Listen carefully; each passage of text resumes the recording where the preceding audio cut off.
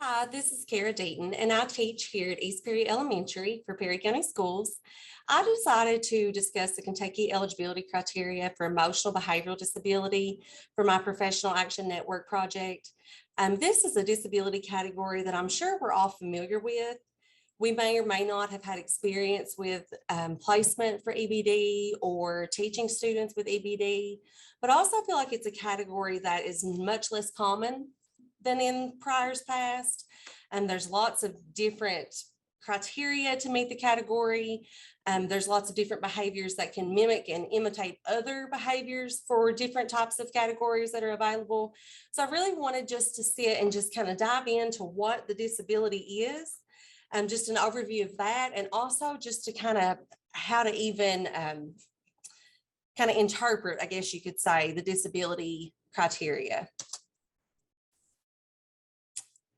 And so I kind of touched on this back in the fall. The reason I did this is because EBD is so commonly misunderstood and it's often very under-identified. There's lots of different carry-in that our students have, lots of trauma response from COVID and environmental factors. And oftentimes it can be hard to kind of interpret between, is it emotional behavioral disability causing these behaviors, or is it a trauma response that could be an isolated event that could be solved through some type of behavior intervention? So that's one thing that I think is most intriguing about emotional behavioral disability, is because it takes a lot of studying just to really understand a student with EBD and how to relate to them and what they will respond to. So this is some of the things that I've added here in the spring, now that I've really kind of done some more information and research on EBD. As you can see here, I've got EBD, and I did the acronyms.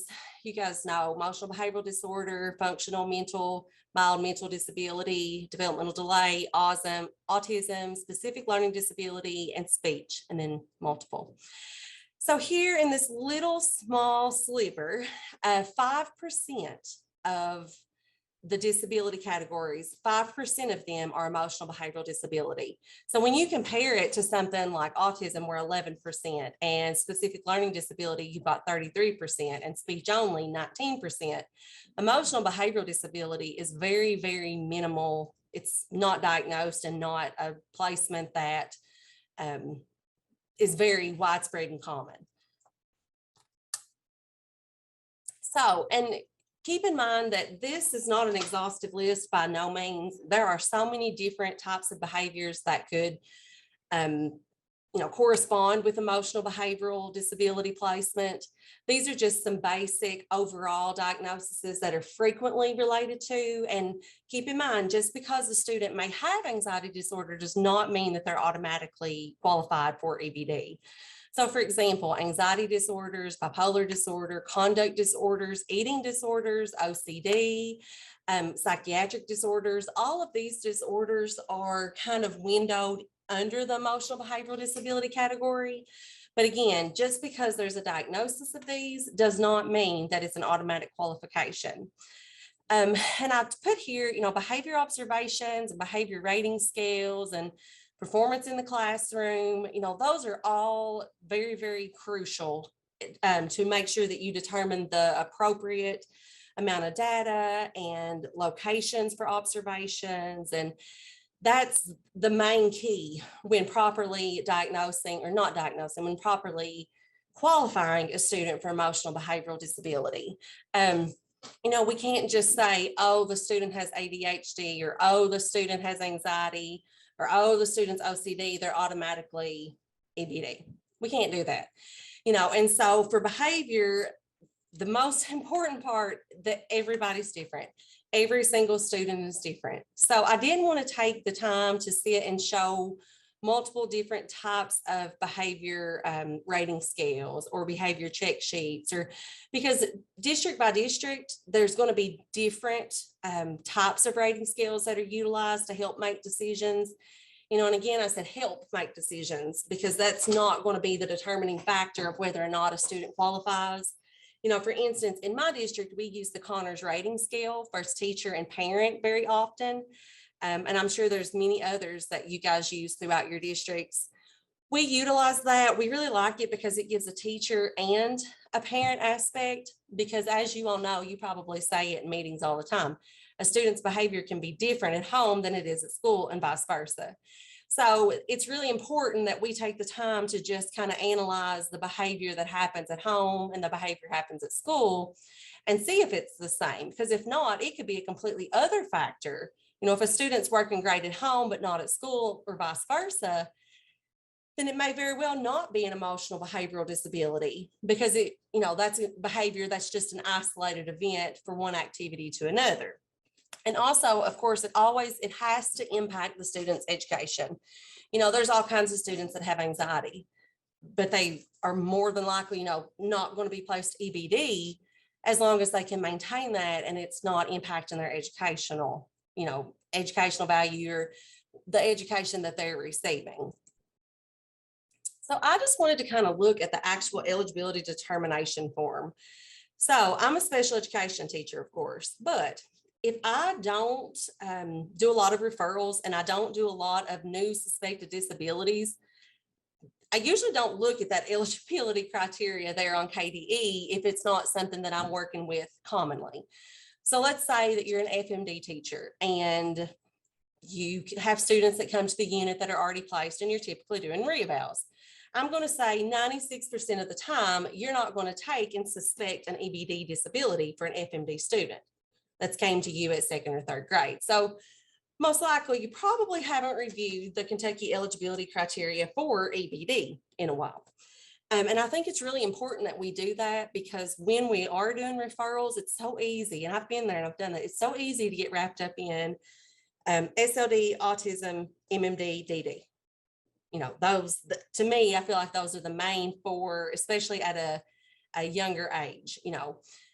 Those are the main four categories, versus saying, okay, yes, the student does have some behaviors, the student does have some significant OCD or some significant outbursts. Let's look into this might be in a behavioral disorder versus just a mild mental disability.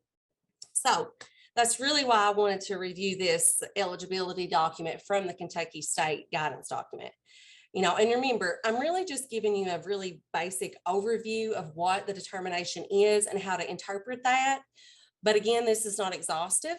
And there are different ways that people collect the data, and a different data that's, recommended by your district. But all in all, the most important takeaway from all of this is to know your student, know specifics about your student, and know exactly the behaviors that you're targeting and that you're wanting to observe and document in order to be able to do what's best for that student. This is when it really comes into, it's not just another referral.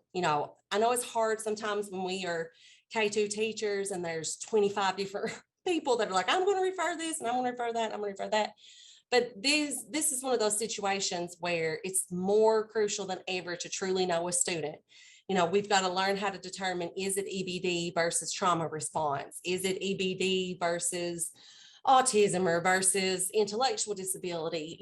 There's so many different takeaways. And that is something that hopefully I'll be able to come back next year and do a different kind of a different branch of this Professional Action Network project, and maybe go more into depth on comparing EBD versus intellectual disability, or EBD versus trauma response, and kind of going about that. But this, again, is just a really basic overview just to kind of introduce the category and hopefully help people be a little more familiar with and comfortable with the next time that they do run into a student that may possibly be EBD. So this portion of it here is the very first thing that you're going to see. And remember, your yes boxes should be checked for a student to place emotional behavioral disability here. And it's basically just saying that the student should have one or more of the following characteristics. And for each student, you're going to go through, and you guys can read these and view these a little more in depth later on.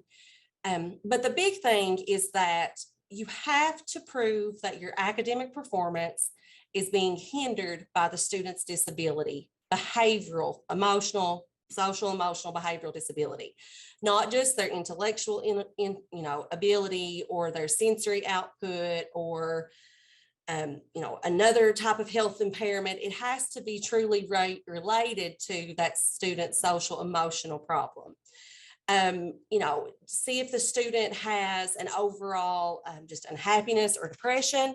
Is that hindering the student's performance in the classroom? Is it a social aspect, social competency, or appropriate behaviors that's causing them the inability to maintain and build appropriate relationships with staff and adults and same age peers? That goes back to my first question when I read that is, well, how in the world do I know it's that versus another factor? That's why it's so important, especially with students with behavioral concerns. Every I has to be dotted and every T has to be crossed when it comes to making an appropriate placement, because as you guys know, this is the students, it's their future. Labeling a student EBD is it's not mild by no means. EBD, it truly means that we're saying a student has a true, significant social emotional concern that has to be significantly supported. So we really want to make sure that we've done our research on our end of it, which is the checklist and the behavior observations and data across multiple different settings, not just in the classroom, but how it impacts them at lunch and how it impacts them outside and how it impacts them in just everyday transition throughout the building. We want it more than just their ability to sit down in a classroom and listen to a lecture.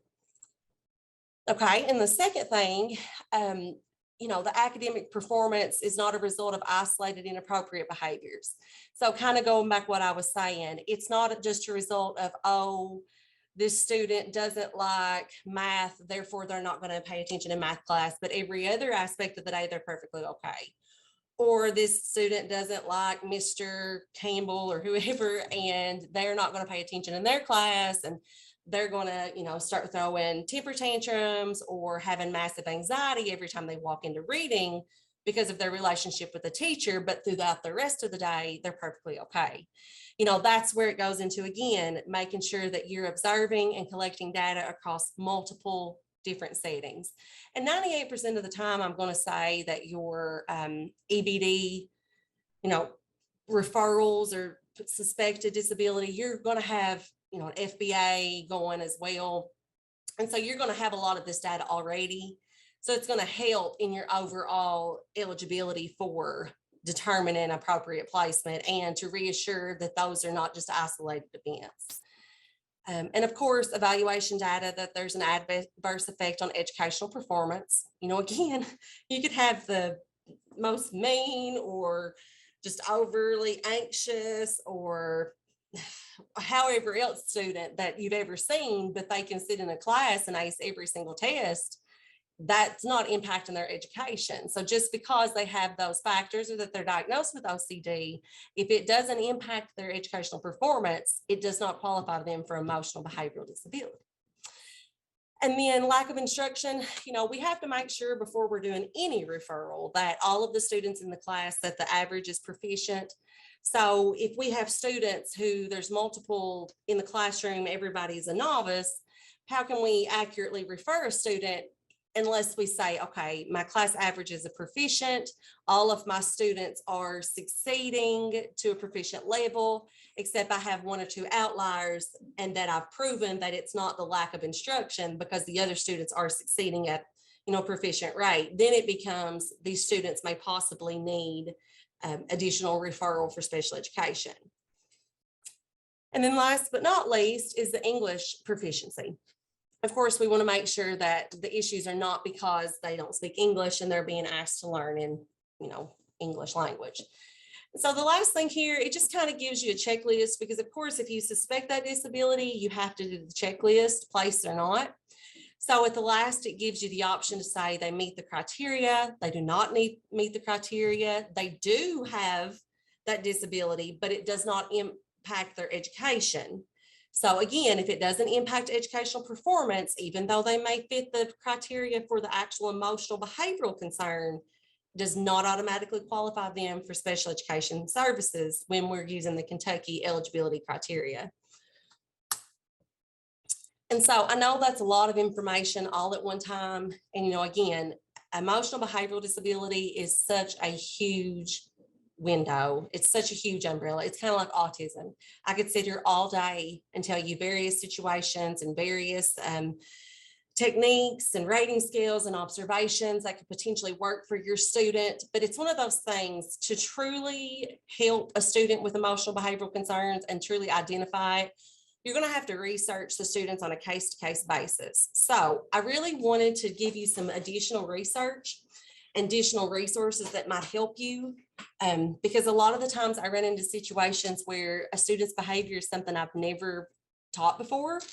It's something new. And so I really have to kind of go digging just to make sure that I find the most appropriate way to observe that behavior and most appropriate way to determine if that is impacting that student's educational performance.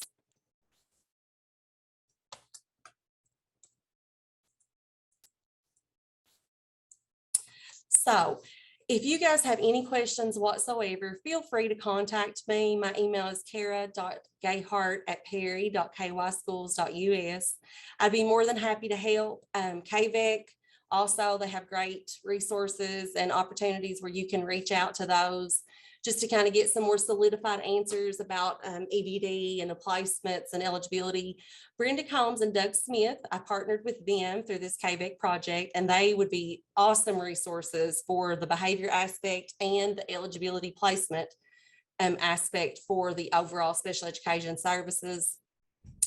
Again, EBD, it's one of those that it's kind of unique to each child and unique to each situation. And I hope that this information is kind of giving you a more understanding and broad overview of what EBD is. And hopefully the next time an emotional behavioral disorder referral comes across your desk, that you'll feel a little more confident and prepared to take that referral on. Thank you so much.